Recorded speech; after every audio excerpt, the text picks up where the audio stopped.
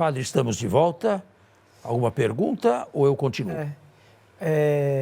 Talvez o telespectador pudesse colocar, mediante a sua reflexão, mas eu acho que o senhor já explicou de algum modo, né? A seguinte pergunta: Moisés, ele é muito falado nos 5 livros da Bíblia, no Pentateuco. Mais de 700 vezes. Mais de 700 vezes.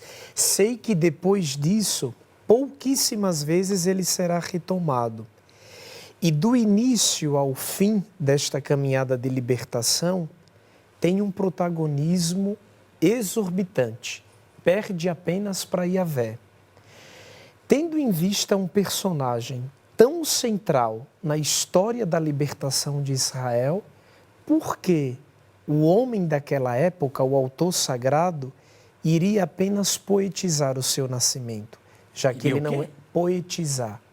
Fazer do seu nascimento uma narrativa poética, já que ela não é histórica. Não, é extraordinária.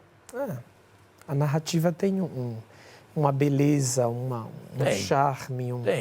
Já que ela não é considerada histórica. Eu acho que eu já falei, mas não custa repetir. O texto foi escrito muitos séculos mais tarde. Para os autores tardios desse texto aí, não importava tanto, ou não importava muito, a história enquanto tal, os acontecimentos. Eles não tinham da história a mesma intelecção que temos nós. Para eles, bastava e era preciso criar um passado no qual vissem presente a mão de Deus. Israel nunca foi um povo belicoso, nunca foi um povo numerosíssimo, nunca foi um povo independente, mas tinha um certo orgulho de serem o que eram os israelitas.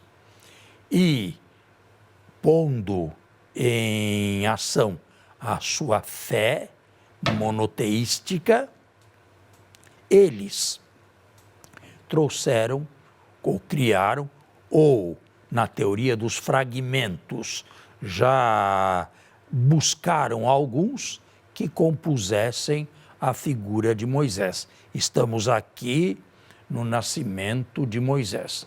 A respeito disto, historicamente, não interessava a eles e, de certa maneira, não interessa a nós também. Por quê? Porque nós lemos isto como palavra de Deus e uma maneira de se dizer o que é verdade para todos, que Deus está nos princípios absolutos de cada um de nós. Muito bem. Certo? Certo. Agora, o que teria realmente acontecido não interessava nem a eles e a nós sim, mas desde que façamos quase que violência à Sagrada Escritura, porque ela não é, no sentido moderno do termo, um livro histórico. Uhum. Ô padre, sobre o nascimento de Moisés e o seu momento de situá-lo na história, eu acho que entendemos. Mas o próprio texto fala sobre a criação de Moisés, a sua desenvoltura, a sua Não. Poucas linhas só, poucos versículos. Foi deslizado no Rio Nilo, dentro de uma cestinha, a irmã acompanhando pela margem. Você percebe que isto aqui é bonito demais para ter acontecido. A cestinha vai parar nas vistas da filha do faraó, que vai tomar banho às margens do rio. Que vai tomar banho lá, e eu acho que eu já falei, quem toma banho em rio, não é? Quem toma banho em rio?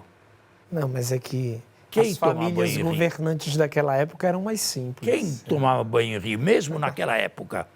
Pobre, até hoje, toma um banho em rio, quando há rio, não é?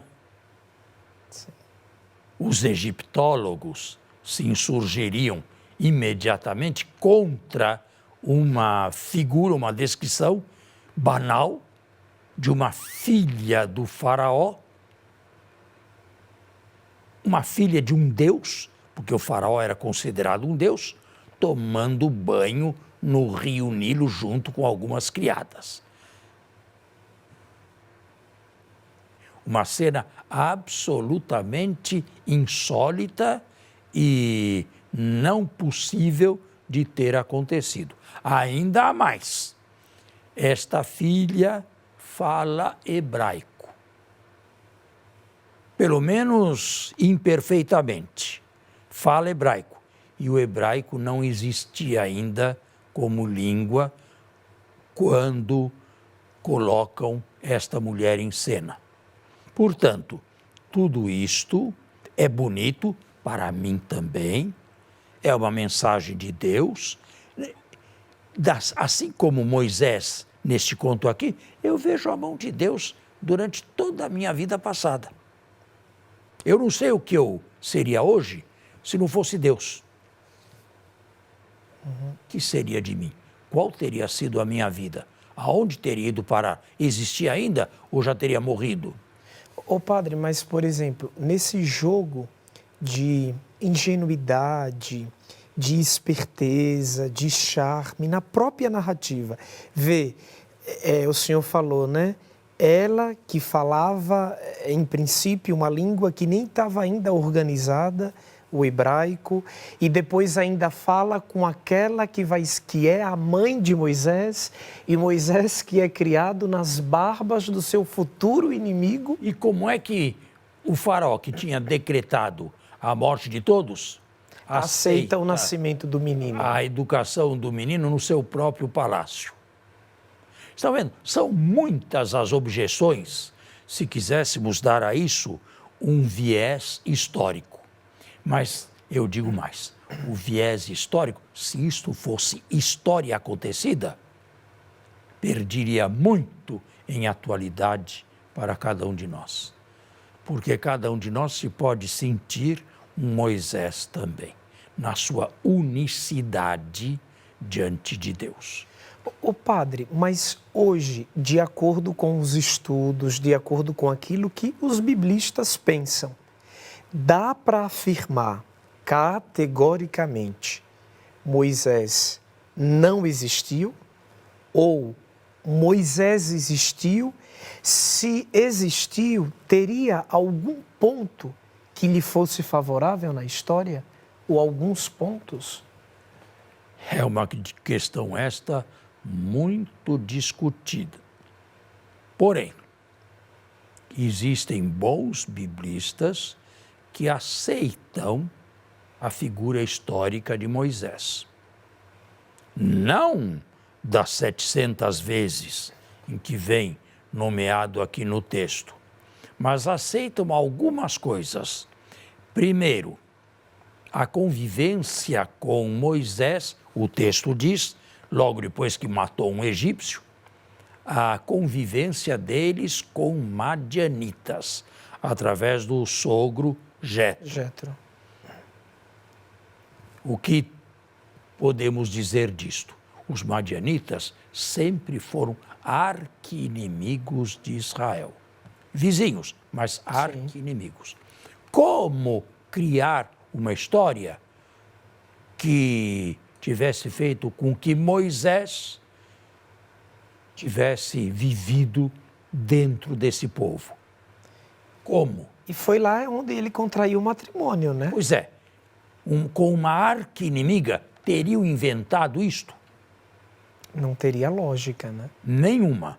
Este é um ponto firme a favor da historicidade de Moisés. A favor da presença de Moisés, da sua vida neste mundo aqui.